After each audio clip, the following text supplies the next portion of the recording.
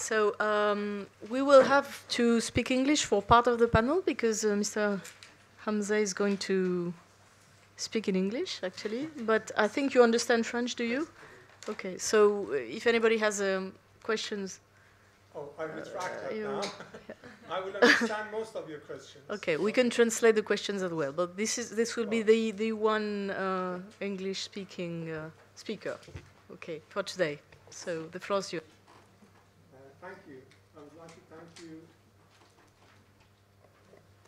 I would like to thank you. Thank you for feedback.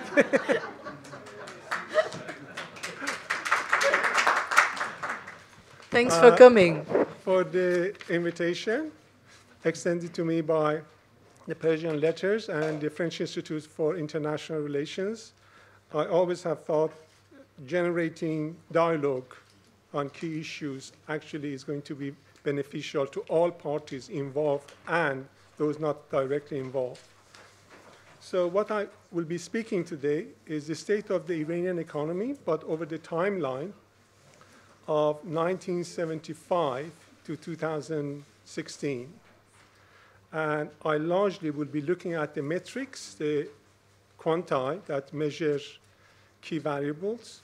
I think it will be better if this story is understood collectively, so we form our own interpretations. And when we look at this data, I will request you to remember that we're looking at this timeline in the context of three important changes, parametrical and structural changes in Iran. The first one was the war, 1980-88, which had fundamental impact on the infrastructure of the Iranian economy. The second one, when we look at the state of the economy, is the period of post-war to the introduction of the first serious sanction proposed by the US but adopted by the European Union. And from there, we will see, how Iran has reacted to these restrictions, to these changes, and what have been the internal and external effect of these changes.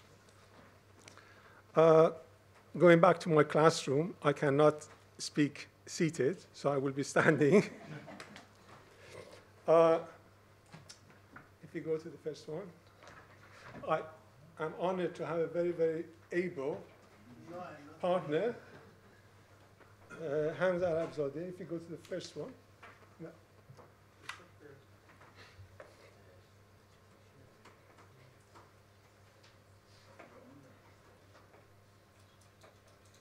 Oh, that's not mine.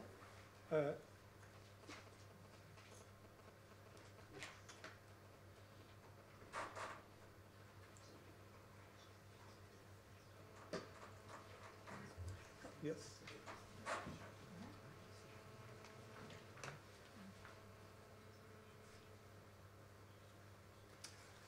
I should give credit first. This project actually started looking at these metrics in 2011. The German Institute of Defense, Helmut Schmidt University, invited me to do some work for them. And it's resulted to, in some papers and some seminars for them in Hamburg and then in Berlin. And then we continued with that. We received funding from other European bodies. And this is, particularly updated for this particular presentation. What do metrics reveal? Well, we're trying to look at the dynamics of the Iranian economy since 1979, revolution. And just looking at the data directly, it will be informative, but not much illuminating with regards to what Iran has been doing with its economy. So I picked up, we had really 4 comparators for Germany, but I picked up 2 out of those 4, Turkey and South Korea. All 3 in 1974 had a population of 33 to 37 million. And all 3 had a GDP of under $490 a year. So that is why we're comparing. In terms of relative resource endowment and territory, South Korea is the smallest country, and it has only under 100,000 square kilometers. 30% of it is farmed, usable, and it has a population of 48 million. The figures in parentheses are the population in 1975. So in 1975, the population was 37.5. Turkey is, has a territory of 783,000 square kilometers. Again, a third of it is agricultural land. At that time, it had a population of 43 million. Now it's 73 million. Iran, by far, is the largest. We always forget that how large the country is in terms of territory. It's the 18th largest country in the world in terms of territory. A third of the land can be agricultured. In 1975, the population was 37.2 million. In 2015, it was reported to be 73 million. I recently saw a figure saying that the population is reaching the threshold of 80 million. GDP per capita, if we go to 1971, South Korea had a GDP of 302 per capita. Iran had a GDP of 449, and Turkey had 471. An important reminder, 71 is the period that Iran's oil revenue is very, very small. It was pre-1973 oil price hike. So the economy, this really captures the ability of the economy in terms of what it could produce. The figures here are the ranking in the GDP, world GDP ranking. So Korea was the 78th, Iran was 58th, and Turkey was 56.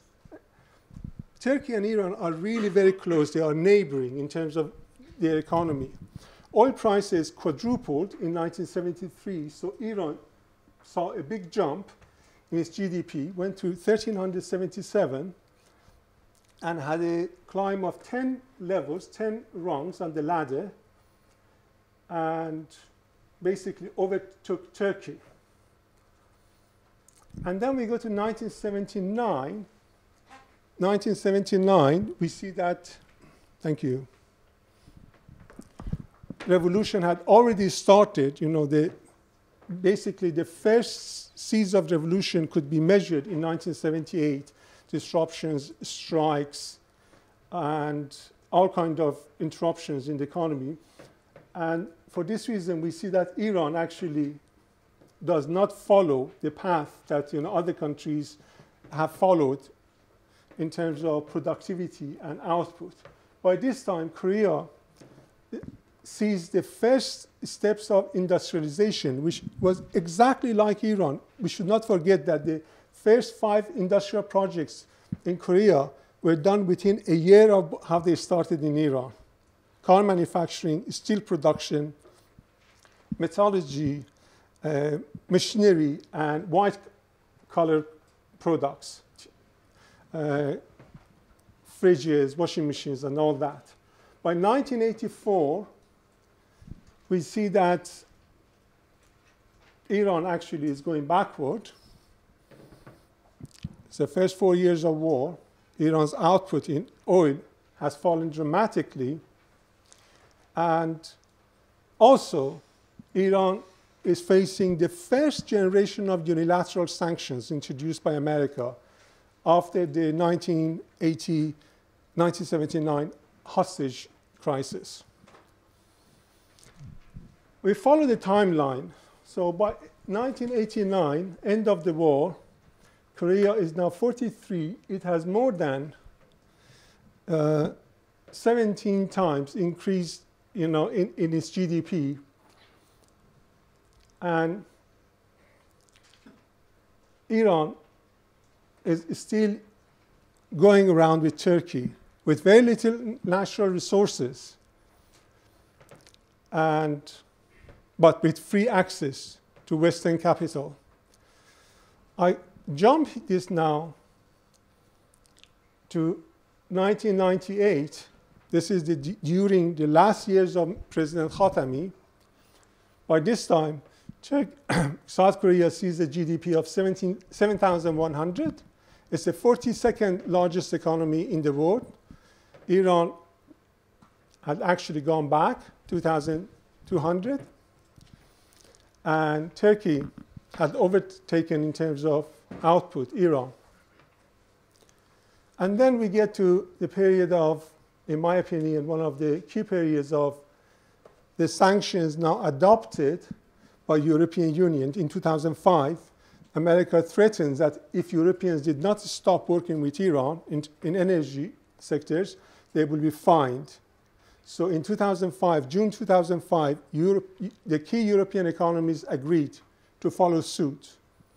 And as such, we see now Korea sees a GDP of 18,300. Iran sees its GDP. These are all nominal figures, not adjusted for purchasing power parity. Iran is the 104th economy, and Turkey is the 82nd economy. And after 2006, we see an improvement in the situation in Iran, because though Iran still faced sanctions, Iran started its project of looking to the east. So engaging, for instance, countries like India, China, Republic of Korea for its industrial projects. At this point in time, Korea is the 31st economy, GDP. Iran is the 70th, and Turkey is 64th economy. So if you look at this figure, time path, it shows effects of three external factors: the war, the first generation of sanctions, and then the inclusive sanctions following the 5+1 dispute. And seriously, this has put Iran back against a country with no oil. Next one. But is this the rightful place of Iran? If we look at, and this is what Hamzeh, he was outside looking at my, computer, and I didn't realize. But it's interesting that we come from two different, angles, and we both thought this actually was an interesting example of where Iran stands in terms of its natural potential, human resources, and human capital. 230,000 engineers, far more than, for instance, South Korea, but certainly you cannot compare the industrial capacity and competitiveness of Iran with South Korea. Where are the Iranian cars in Paris? Okay, so maybe these are just empty numbers, and these are just quantity, nothing behind it. Next one. In fact, in terms of ranking of Iranian universities, the top 10 Iranian universities are in the top 1,000 universities in the world, or top 5%. Tehran University Medical School, Sharif, Amir Kabir, Ferdowsi, Esfahan, Shiraz, Beheshti, Tarbiyat Mudarris are amongst these. Iran has more universities in sciences in the top 5% of world ranking than Turkey, Saudi Arabia, Pakistan, Malaysia, and Mexico. And this is at the time where for 18 years, Iranian universities were boycotted in terms of cooperation with the West. Next one. And some, reported stories. In 2003, there was a PhD admission exam at Stanford University, electrical engineering. And when they got the result for finance students, when they got the results, they discovered that there was an anomaly. There was a subgroup of students who actually outperformed all the other students. And the anomaly was these students came from one country, and from that country, these students came from just 3 universities. And in that year, 82% of Iranian students who sat that exam received a scholarship from Stanford.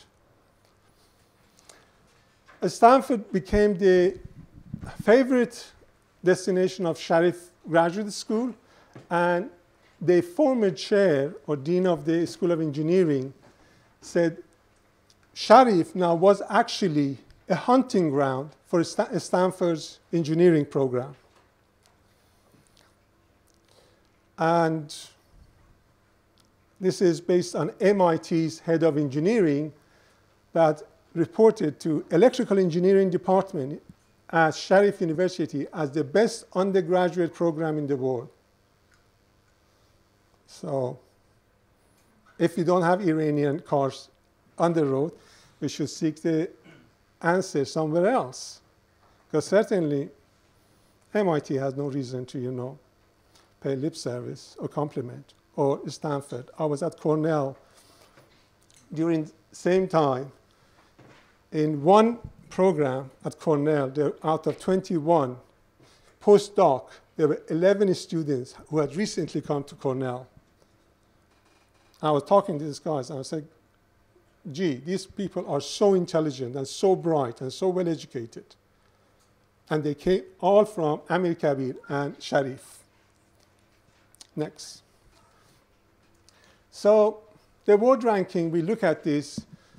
Tehran is 56, Sharif is 58, Amir Kabir is 89th. To give you a reminder, this means Sharif, in his particular segment of market strength, actually is ahead of University of Edinburgh, is ahead of University of Cleveland. Okay? Next one, please.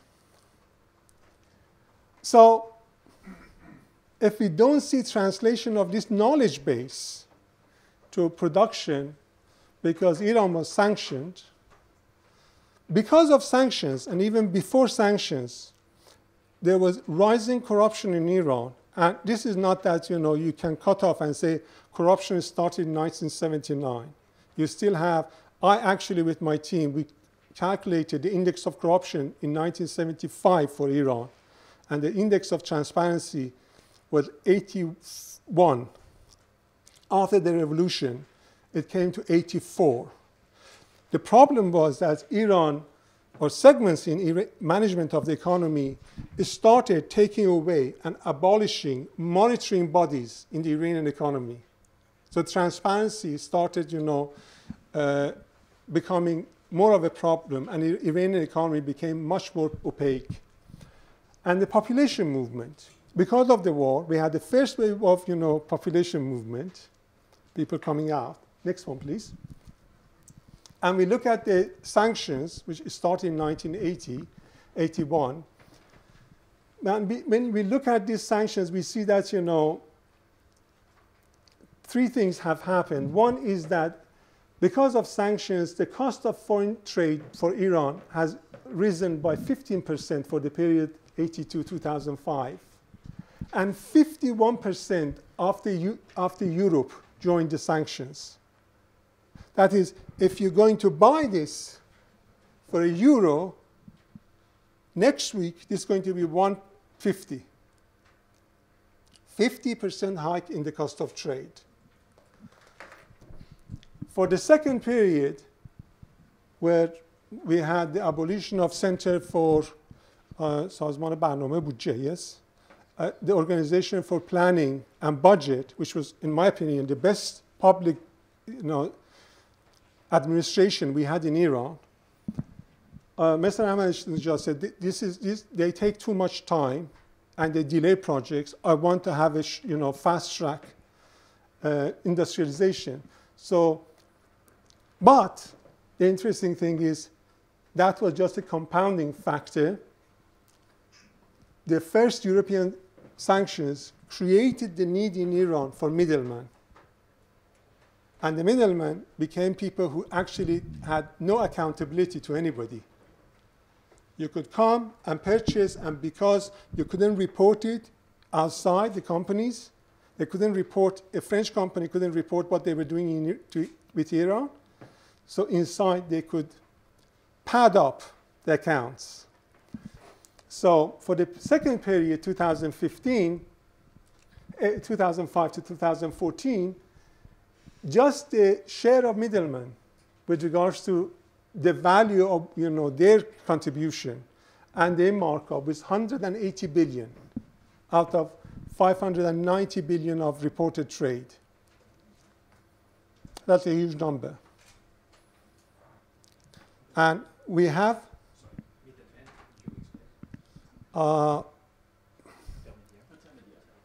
intermediaries, people who actually, you are Iran, you look like Iranian to me. You wanted to buy something from me, I'm France, okay? We couldn't do this directly because of sanctions, so you went to her in Malaysia, she does look Malaysian, and she introduced the markup. But she had to have a partner in Iran and a partner in France. So this was a middleman, was not a single entity, it was a network. My pleasure. And the second aspect of this, but restrictions also meant that in oil, gas, petrochemical, and transport, Iran was forced to choose capital goods, investment goods, which at least they were one generation behind. This is the time that everybody starts selling Iran their junk. It's true. From Britain to Germany, from France to Austria, whatever was becoming semi-obsolete technology, sell it to Iranians. Because it's in an economy under restrictions. And when we look at this, what we can see is that because of this, productivity was 20% impacted. And in addition to that, we had a cost of $90 billion, only the cost of lower productivity, because we were getting inferior technology. Because of that, again, in total, in energy fields alone, Iran lost $85 billion in revenues, and $140 billion because of the incompletion in gas pipes and new oil projects. One of the first things Americans demanded was the four main gas pipes that we were building, Iran was building, they should be stopped. All participating firms would be fined in the federal court in New York. Next one. And then, because you have the opacity, the opaqueness, the lack of transparency now forced on the economy, and of course, in any opaque situation, you have opportunistic agents, whether it's in Ireland or Britain or France or Russia. By 2010, 40% of the economy is outside the national audit system. It's not reported because these are the sanctioned goods. And between 50 and 65% of contracts in oil, gas, major road building, construction, and ports are awarded to non-profit sector firms. Projects, on average, cost between 30 and 35% above the cost of similar projects in Turkey and United Arab Emirates.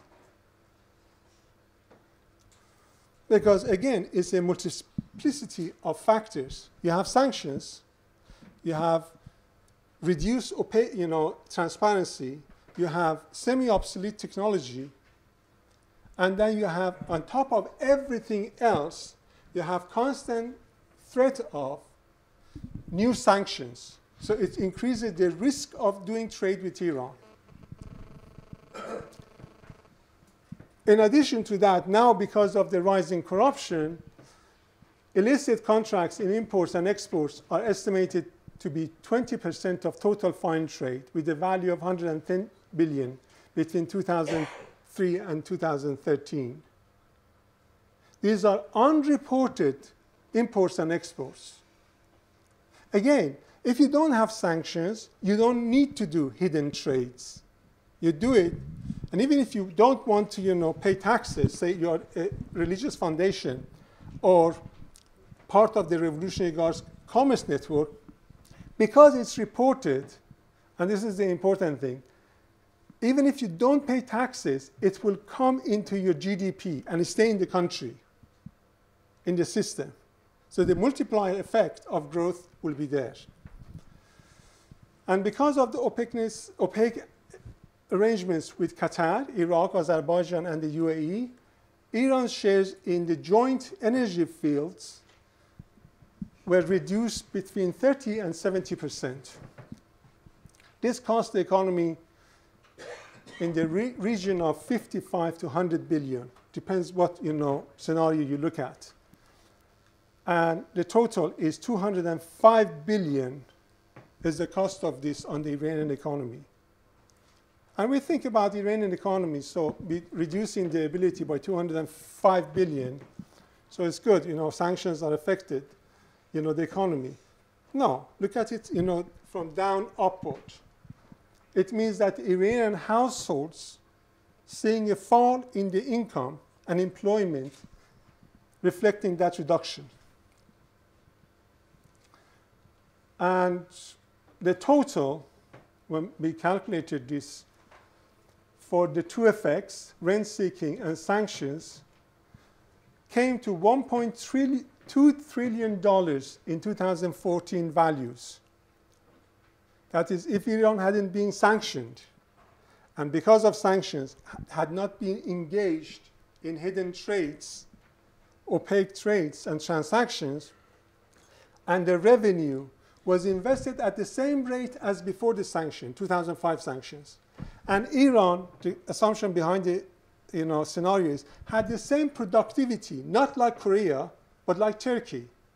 The same labor productivity, then Iran's output would have been cumulatively $1.2 trillion higher. That's why we don't see any cars. Next one. Can I ask you to speed up a little bit because we have yes, I'm shifts in Iran. The first one is 1976-81. This had nothing to do with the sanctions. It was done, or it was created because of the revolution, the systemic change, and the fact that, in my opinion, one of the biggest mistakes we made in Iran, closing down of universities on the basis of cultural revolution. That created the incentive for lots of people to leave. Young people who left the country during this period were easiest to absorb. They found jobs outside. This is, by the way, for 4 countries. We couldn't get the figures for France. We're still hoping that Center for Operational Research and Economics will, come on board. But for USA, UK, Germany, and Canada, and people here were most easily absorbed and found jobs. The second one is 1982-2004, the first period that includes the war with Iraq and also unilateral sanctions. For these people, it took them twice as long to find employment in their own fields. 19% were employed in their own area, 60% found jobs elsewhere. And the ratio of the salary to the locals, to French, to German, was 60 to 73%. Here, it was 68 to 80%. So these people found it more difficult to penetrate the market and had to start with lower earning. And then 2005, 2014, this is the most difficult, subgroup to enter their own studies. So if you were an engineer, if you were a GP, general practitioner, it was most difficult for you to find a job in your area, unless you did a top-up course in France, Britain, Canada. France is not part of the study. And this category managed to show the fastest progression in their field. This is where those universities' ranking comes into play. Next one. Well, Sanctions were, and I think after this, this is the ranking based on corruption perception index. If we look at 2004, Iran and Turkey, there's a 10 step difference. South Korea is 47. So Iran and Russia are very similar. India is even less transparent than Iran. 2006, this is not during Mr. Ahmadinejad. I think it was before Mr. Ahmadinejad. You see removal of monitoring and financial transparency creating negative effects. So Iran is 105. Turkey started its first project of centralized observation on public procurement. And if you look at Russia, Russia is even worse because the Gosplan and the Ghost Eastern Centrum, the two observing bodies in Russia, were abolished. Wherever you see rising corruption is because you're taking out monitoring bodies. And by 2010, end of the first period of Mr. Ahmadinejad, or toward, and Iran has really gone down in terms of ranking. Russia is even worse, Venezuela is the worst. But 2010 to 2016, Iran is climbing back on the ladder, introducing transparency and fighting corruption more robustly. And my last one,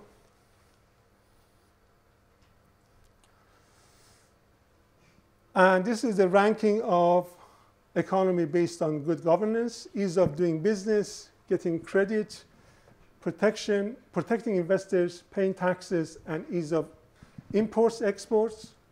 And in all these areas, what we see is that it's not that inherently Iran can not do business well. When you do not have transparency, you constantly have to pay, if you wish, back payments. And that makes doing business more difficult. And this is the reflection or the translation of the previous table. That when you look at this, it's hard to get credit in Iran. It's hard to do business. Protecting investment is terrible because ownership lines are not established. Paying taxes is difficult. And doing foreign trade is very difficult because of this, non-observable hidden channels. So summing it up in basically a two-line paragraph, it's not because the Iranian economy doesn't have resources. It's not because its population are not educated or well-educated and capable. And it's not because Iran is not in a fantastically ideal geographical location. It's because the management of the economy, because of the external and internal factors, have been negatively affected. And it's really poor management that you can always reverse it. Looking at the example of Turkey before Mr. Erdogan, and example of South Korea between 1973 and 1979, you can actually build up good management. That's something that is the easiest of these things if you actually have a confluence of state and its people that we need to actually move to a new system of managing the resources. Thank you.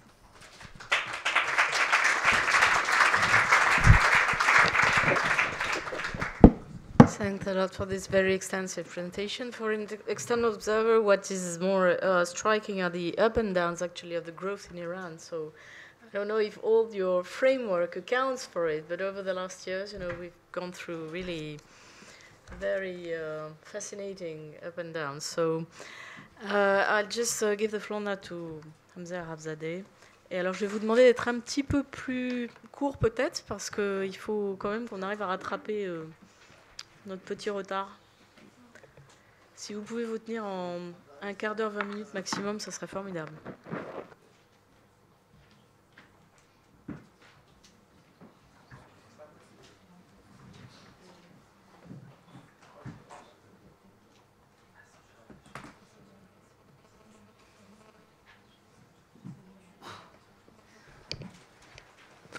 Bonjour, je suis très content d'être ici et de participer à cette conférence.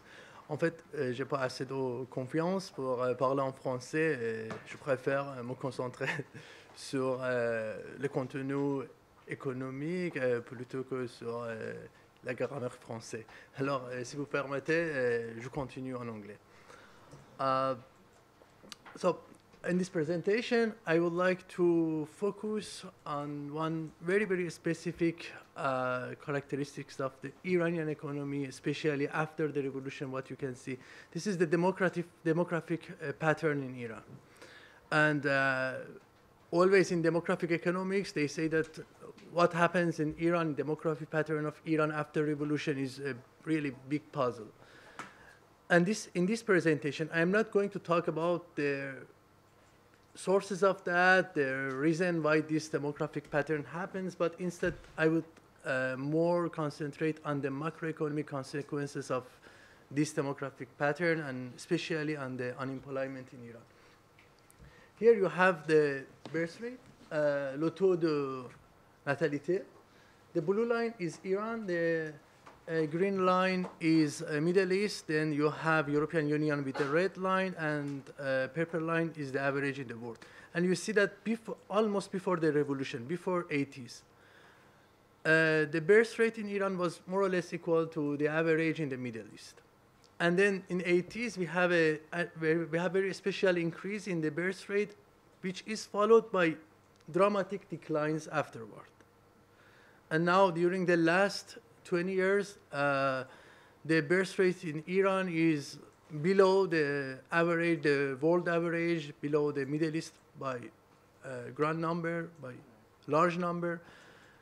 And so to solve this puzzle, you should look at the political things and sociological cause that makes this very strange birth rate. But it's not the focus of my presentation. I will talk about the macroeconomic consequences of that.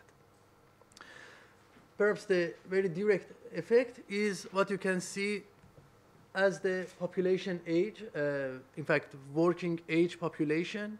It means the population who are between 15 years old and 64 years old, the population can, in principle, come to the labor market and work. So this ratio has increased a lot during perhaps the last 15 years because of that increase in the birth rate just during the revolution. And now this share, I mean the share of population in the in the age of working. This ratio as a percentage of total population is very high now in Iran. It's around 71%, which is much higher than the average in the world, the average in Middle East and European economics. And according to IMF prediction, it is going to increase till 2045, and it will reach something like 82%, which is a very big number if you compare with 65%, which is the standard in the world, the average in the world. So this gives a great opportunity to the Iranian economy. You will have large number of population which can work and participate in the economy. But it's not the only thing. Another important thing is what Hamzeh and Mr. Emadi talked about it. It's, in fact, the education in Iran. It is the number of students in Iran, just inside the Iran, the number of university students in Iran. The blue line is for public university, which are free always, gratuit. And the red line is for semi-public university, what we call Azad University. And you see, there is a really, really huge increase, sharp increase in the number of university students. Just to have some idea, the population in Iran is now around 80 million, less than 80 million a little bit. And the number of university students is 4,800,000. So just the ratio of the university students with respect to total population is something around 6.2%. And in France, this number is like 3.5%. What does it mean? It means that perhaps in few years, in the next 10 years, 20 years, the labor force in Iran would be very, very educated, high qualified. this is very important. I mean, I'm not going to talk about the quality of this education. Mr. Emadi talked a little bit about that, but perhaps in some university you don't have this quality, but at the end, I mean, it gives something. It means that people are educating. Why this education, I mean, the enrollment in education increased, you can explain it a little bit through the what happened in Iran, especially after 95, that we have the establishment of Azad universities and public university also.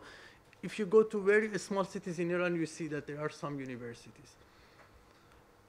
It has very important implication in terms of sociology and social effects, but also in terms of economics, the effect would be seen, I think, in the next decade, perhaps. But it is one point. The other point is that since unemployment in Iran is generally high, the expectation to find a job is low, so young people, they just postpone their enrollment in the labor market by engaging themselves in the university and education.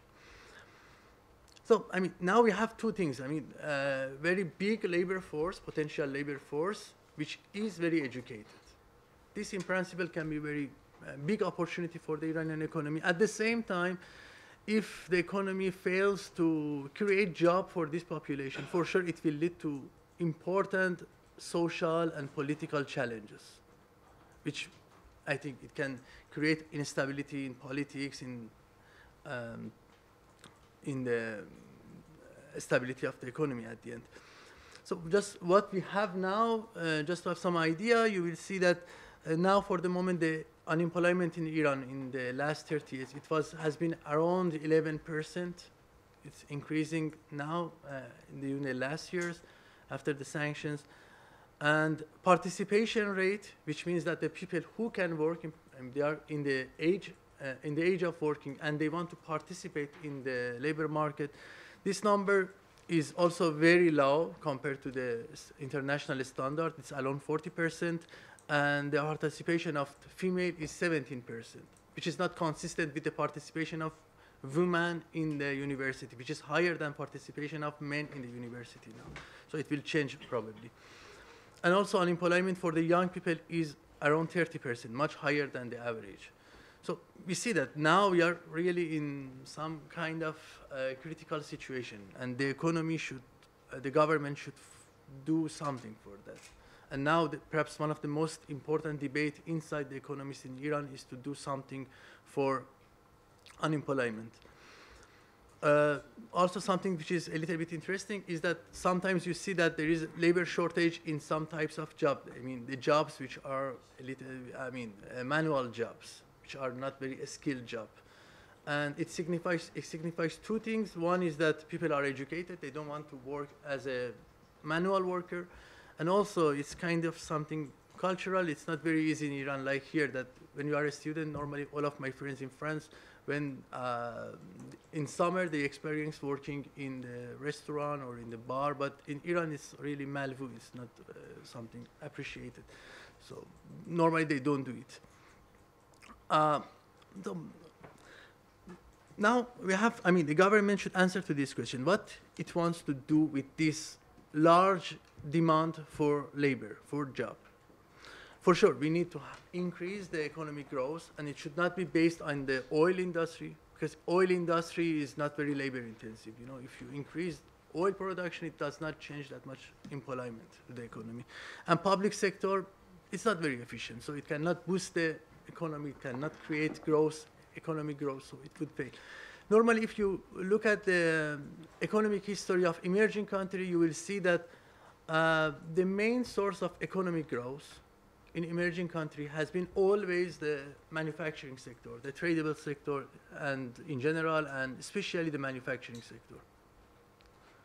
It is the same pattern if you look at the East Asian countries, for example. And the reason is that normally productivity progress and technological progress happens in this sector. This sector is in competition with the other countries, so it is more investment for, production improvement, for productivity improvement.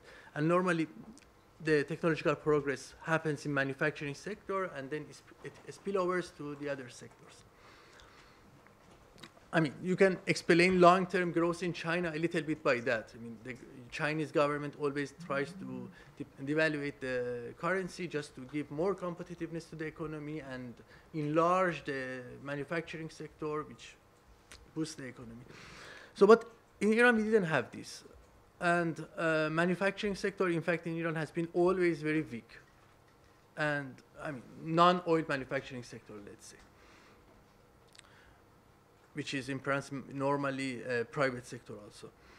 So in the second part of my speech, I want to talk about this. I mean, I will focus on, I mean, if you agree that manufacturing sector can play a very important role in the Iranian, in boosting the economy and creating job and solving the problem of unemployment and also absorbing educated people in the economy, then the next question is that why the private sector, exporting sector, manufacturing sector especially, has been always weak in Iran and what the government can do for that. So I will focus now on this.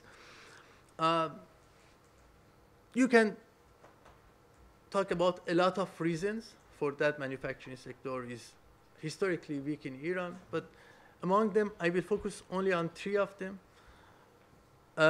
One of them has been the characteristic of Iran even before, both before revolution and after revolution, which is very important, oil dependency. You know, dependency on oil normally can reduce the growth rate. It is something that is not very intuitive because, you know, when you have oil, you can say that, okay, I can increase the investment, I can create job. This is something that is the first place. But when you look at what happens in the relation between the oil dependency, oil production, the countries who have a large amount of natural resource revenue, and the growth rates of this country, you see that normally you have a decreasing relationship, negative relation between these two. And this is normally explained by, one of them is Dashti's story, just explain a little bit. When you have a natural resource revenue, this leads to appreciation of real exchange rate. It means that it increased the aggregate price and aggregate wages in the country compared to the other countries. And so it will increase the production cost, and so it would be difficult for manufacturing sector, which are tradable, to compete with their companies in foreign countries. The example is that when the price of oil increases in Iran, you see that in the market you will find a lot of agriculture products like orange apple from South America. From South America, they import fruits because now in Iran it's expensive to produce fruit. And the other example is the car sector, you know, the car industry in Iran. When you have very high oil revenue and you have very high wages in the economy, then your manufacturing sector cannot survive unless they are supported by the government, by tariffs on the importation or by subsidy from the government. It is the only story that can explain why still in Iran car industry exists. In Iran, we produce car. It's very important manufacturing sector in Iran, and the quality is not comparable with any international standards, and the price is very, very high. And it's only because the average of importation of, the average tariff on importation of car, I think is more than 100%. And at the same time, some industries are protected by the government because they have a lot of employment. It's still politically costly to not support them. But at the same time, these final products, these final industries, they import all their intermediate goods. This is another characteristic of Iranian economy, I think, that it's what they call shallow economics, meaning that there are some final goods produced in the economy, but all the intermediate goods are imported. You don't have the full chain of production. From the other channel, oil dependency can increase the risk of investment. This is due to the fact that when you have, when your economy is very dependent on the oil, then volatility in the oil revenue or the oil price leads to the volatility in the budget of the government. So, for example, when oil revenue is lower, Then the government needs to borrow from the central bank, which means that the central bank should print money, so it leads to high inflation. And if you look at the data in Iran, from I think the last 40 years, it suffered a lot from the chronic inflation, meaning that high inflation in a very long period of time. We had just a few years ago, we had the experience of having inflation like 50%, 40%. Now in the last year, it was low, thanks to the central bank. They issued some credible policy on the monetary policy. So the inflation after many years was less than 10%, it was 9%, something like this. But we are not sure if it will continue like that. And also, this will lead to inflation and the volatility in exchange rate in terms of trade. All of this leads to risk for investment. And so the private sector hesitate to come and invest in especially manufacturing sector, which are more affected by these volatilities. Instead, all the investment goes to, I don't know, buying dollars or gold or investment in the housing sector, perhaps. Perhaps the other explanation for the negative relation between oil dependency and low economic growth is inefficient resource allocation.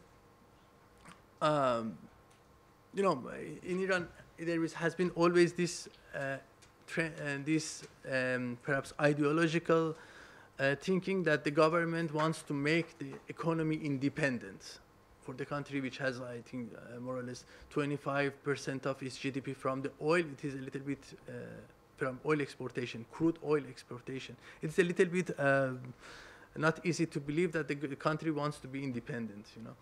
But it is the policy that the government put before and after the revolution, it didn't change, was that the country wanted, the government wanted to make the economy independent in the sense that they wanted to make some, to produce some goods which are basic, and they want to be independent from the importation, but it never happens because of what I just said. I mean, at the end, the tradable sector is not very competitive. But the other channel, I think, which is very important, is specific for the period after the revolution, is sanction and the isolation of Iran from the rest of the world. I think Mr. Emadi talked a lot about this better than I could do, so I don't talk about this that much, but yeah, it is one important explanation why the manufacturing sector and tradable sector is weak in Iran, because as he said, I mean, the importation of intermediate goods is expensive, the risk is high, financial stuff is difficult, and blah, blah, blah. But there is another thing, perhaps, which can explain why the private sector, especially, is weak in Iran. This is the nationalization, which happens in the years just after the revolution. Just in the few years after the revolution, it was a big project of nationalization. They nationalized all the big companies in Iran, and then some years after the war, I mean the last 2 decades, most probably, especially, the government decides to privatize the economy because the public sector is not efficient, but it was not very successful project because all the privatization, I mean not all, but most of the privatization was going through toward the semi-public sector, but not real private sector. And it is why we have very high, in one explanation why we have very important role of semi-public sector in the economy, which also makes it difficult for private sector to compete with this huge semi-public companies which are supported by the government. They use rent seeking, etc. So thank you. I think I am a little bit out of time. Thank you.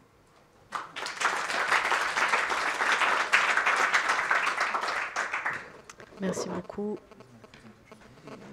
No.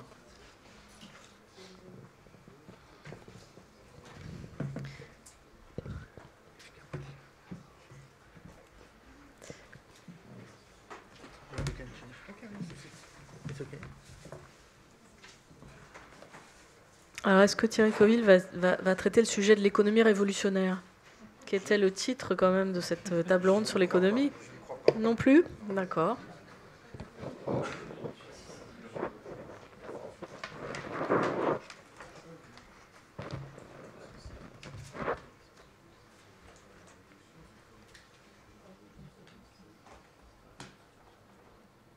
La révolution à travers le capitalisme familial, oui.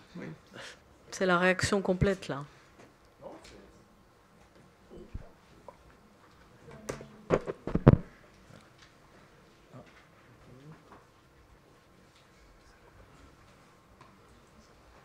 C'est le problème quand on fait des présentations PowerPoint, ensuite on se retrouve complètement démuni quand on...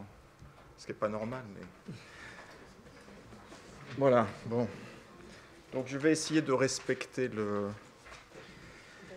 timing. Et en fait, mon petit exposé sur le capitalisme familial. Alors justement, moi je suis un partisan du capitalisme familial, je pense que ce n'est pas du tout archaïque. Et pour résumer ce qui vient d'être dit, je pense que un des enjeux principaux en Iran actuellement, c'est créer des emplois et rendre l'économie plus efficace, pour résumer. Et le problème, c'est que manifestement, le secteur public ne peut pas faire ça.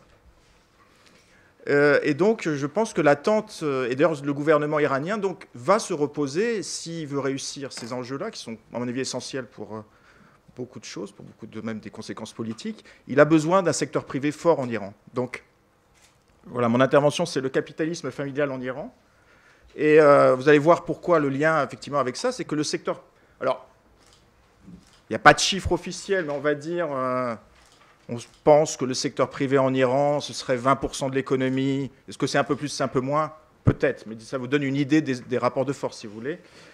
Les entreprises du secteur privé en Iran sont de très petites entreprises. Il faut prendre ça en compte. 97, c'est les statistiques officielles iraniennes, 97% des entreprises ont moins de 5 employés. Donc des toutes petites entreprises, ce qu'on appellerait des TPE en France. Et de nouveau, il n'y a pas de chiffre. Moi, j'ai passé 1 an à en chercher, mais en interrogeant des experts, etc. Grosso modo, on peut dire que 80% des entreprises du secteur privé sont des entreprises familiales. Et donc, ce dont je vais vous parler, j'ai fait une enquête en Iran en août 2014. J'ai interrogé 25 entreprises familiales en leur posant un certain nombre de questions sur leurs ressentis, sur pas mal de choses.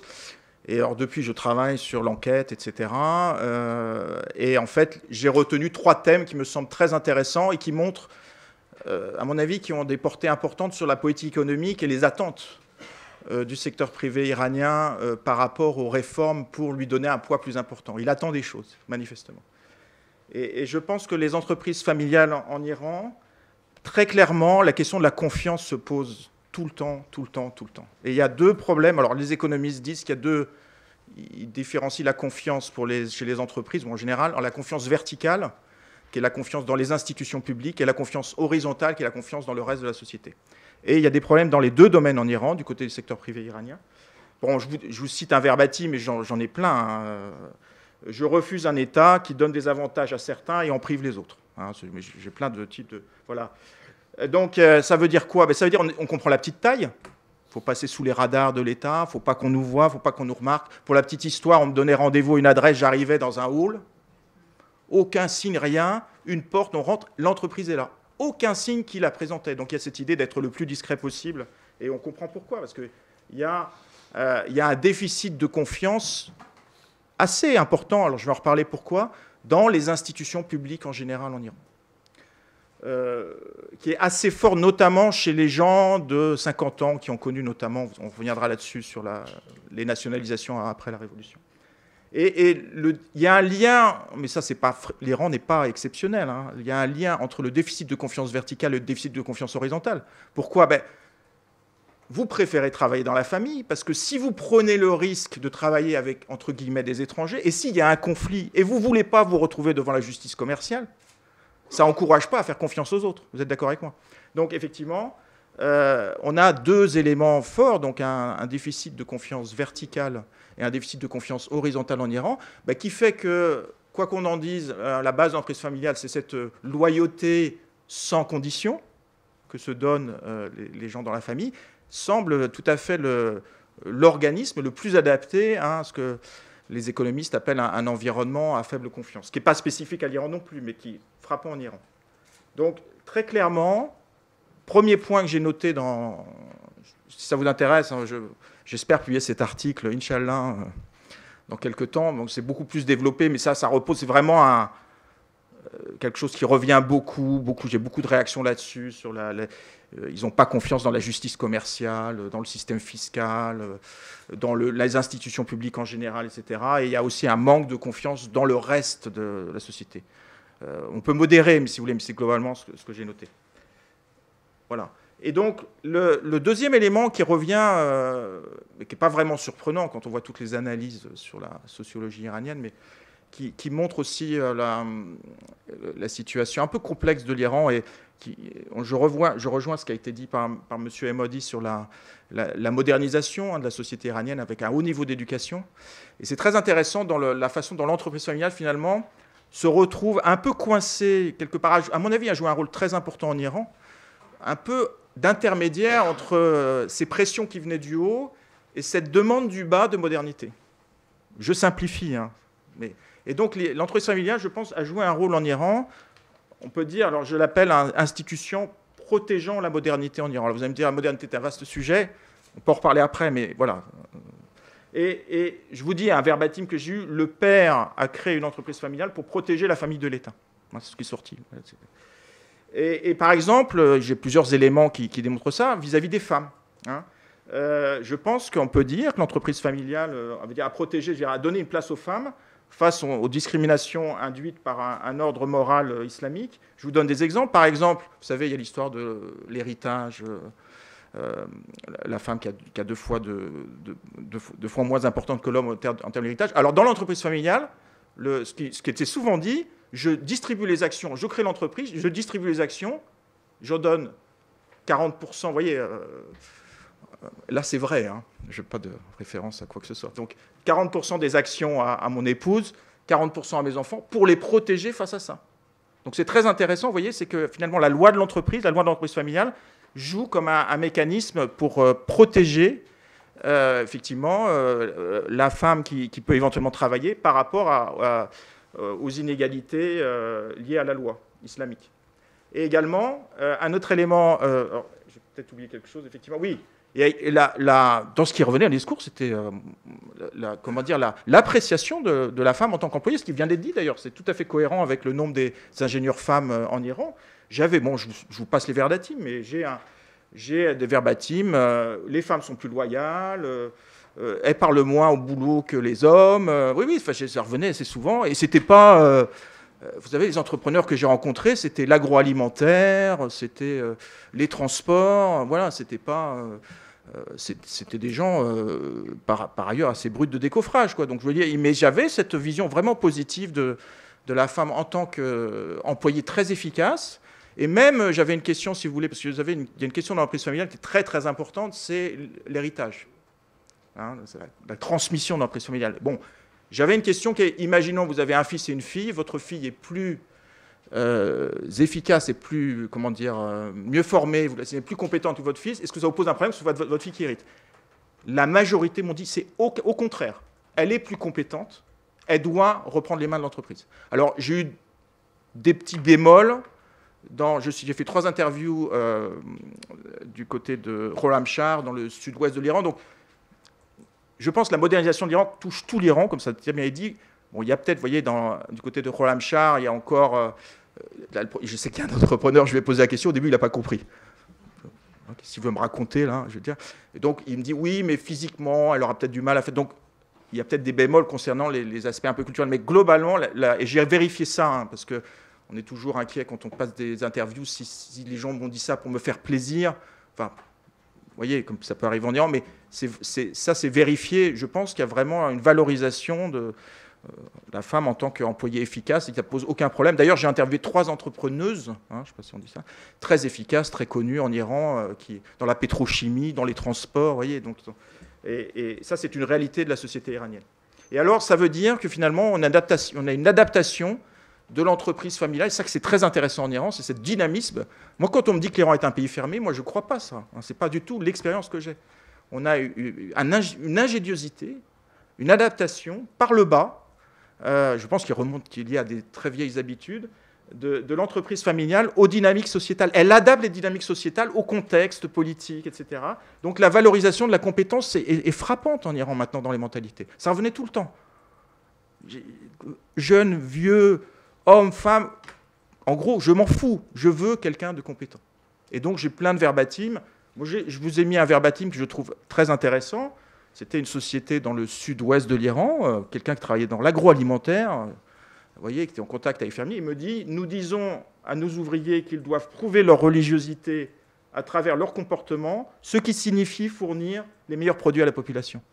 Donc on ne leur demande pas de clamer, on leur demande d'agir, d'être compétents, etc. Donc on a effectivement en sociologie, on dirait qu'il y a, ça c'est vérifié par d'autres travaux comme celle de Azadekian ou de Fariba Adelra sur l'importance de la compétence en tant que valeur en Iran. Et ça, c'est lié à cette modernité qui a été fait référence. Et on le voit, c'est la compétence et la valeur primaire qui prime. Alors, c'est peut-être lié aussi au capitalisme. Le capitalisme, la rationalité économique, c'est maintenant ce qui prime en Iran. Donc, il faut des gens compétents. Et alors, également, un autre élément intéressant, c'est l'adaptation dans l'entreprise familiale au modèle de gestion qui est lié à ce rapport de force dans les familles dont on vous a parlé, avec effectivement des enfants plus éduqués, des familles plus petites. Donc, vous savez, le modèle traditionnel, alors pour les Iraniens, je m'excuse, ils connaissent ça par cœur, c'était le modèle qu'on appelait Pédar Solori, c'est-à-dire avec le patriarche qui donne des ordres sur tout et ses enfants doivent lui obéir, le doigt sur la couture du pantalon. Les gens me disaient, ce modèle est dépassé en Iran parce que la société a changé, parce que les gens sont plus éduqués, parce que les jeunes ils connaissent des choses dans les nouvelles technologies, nous on est complètement perdus. Donc au fond, qu'on adapte, c'est ça qui est intéressant, notre modèle de gestion à ces évolutions sociétales. Donc c'est ça que je dis que l'entreprise familiale s'est adaptée à ces dynamiques sociétales. Et moi j'ai un verbatim, voilà, je préfère prendre mon fils par la main et l'accompagner le long du chemin que lui donner des ordres, etc. Donc ça en dit long. Si ça vous intéresse, si mon article sort, je vous verrai, j'ai plein d'autres verbatim sur cette adaptation. Il y aura beaucoup à dire là-dessus, sur cette protection que l'entreprise familiale se voit un petit peu comme, elle n'est pas dépositaire, mais elle protège cette modernité, cette société civile moderne, cette classe moyenne éduquée. Je pense qu'elle a joué un rôle, elle continue de jouer un rôle très très important en Iran dans les équilibres économiques et sociétaux. Et alors, il y a également un autre élément très important qui a déjà été abordé, c'est l'entreprise familiale vue comme protégeant les droits de propriété face à un État, entre guillemets, vu comme prédateur. Et vous allez voir pourquoi, ce que ça veut dire. Et ça veut dire qu'il y a le traumatisme, c'est revenu plusieurs fois dans les interviews, le traumatisme lié chez le secteur privé en Iran à la période des nationalisations et des confiscations est gigantesque. Il est énorme et il n'a pas disparu. Ce qui fait de l'Iran un pays normal aussi, parce que si vous allez regarder ce qui s'est passé en Hongrie ou dans d'autres pays, quand ils avaient un traumatisme de ce type avec des nationalisations et des confiscations, ça reste, surtout les gens qui l'ont vécu. Et donc, voilà. Et donc là, il y a une idée que c'est pas simplement, ça va plus loin que vous voyez, le manque de confiance dont je vous ai parlé au début. Il y a l'idée que le système est injuste et, entre guillemets, éventuellement dangereux et qu'il faut s'en protéger. Donc, qu'est-ce que ça veut dire? Risque d'expropriation, ça reste dans les comportements. On a peur d'éventuelles nationalisations. Risque de nationalisation, évidemment. La concurrence, effectivement, on a parlé du parapublic. Il y a l'idée du secteur privé en Iran. Quand on est en concurrence avec le parapublic, comme des entreprises appartenant aux fondations, aux passes d'Aran, en français, on dirait ça craint. En Iran, on dit faut faire attention. Voilà. Et donc, il y a l'idée qu'il n'y a pas de protection des droits de propriété, et ce qui est très important pour les économistes, face à ces risques. Cet environnement, globalement, qui peut être prédateur et dangereux. Et alors, on voit très bien que, face à ça, et de nouveau, l'Iran n'est pas du tout spécifique. On voit ce même mécanisme dans d'autres pays, en Asie. C'est pas nouveau. L'entreprise familiale, de fait, cette solidarité, cette flexibilité, Hein, on réagit rapidement, on garde les choses à l'intérieur de la famille, etc.